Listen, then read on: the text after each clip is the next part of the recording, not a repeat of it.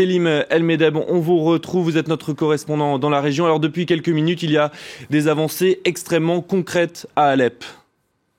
Oui, puisque à la fois l'Observatoire syrien des droits de l'homme et une source sur place à qui nous a envoyé un message a pu confirmer que des blessés ont été évacués du réduit rebelle du sud d'Alep, pour l'instant en direction d'une zone contrôlée par le gouvernement, là encore au sud d'Alep. Et ensuite, ils sont destinés à être envoyés vers les zones sous contrôle rebelle dans l'ouest de la province d'Alep.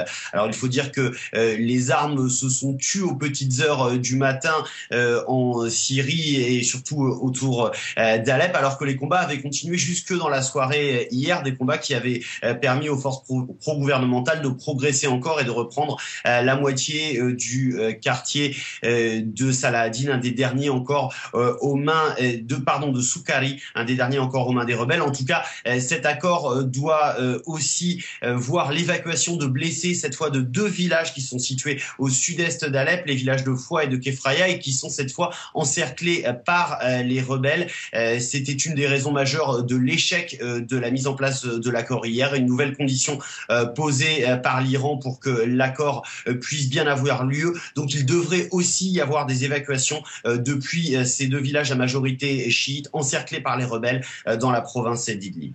Selim, quelle est la portée de ce premier convoi et plus généralement de cet accord? C'est un tournant dans cette guerre à Alep. Eh bien, si les évacuations se confirment, ce sera tout simplement la fin réelle de cette bataille d'Alep, cette bataille qui dure maintenant de manière très intense depuis 4 ans, mais dont le siège et les derniers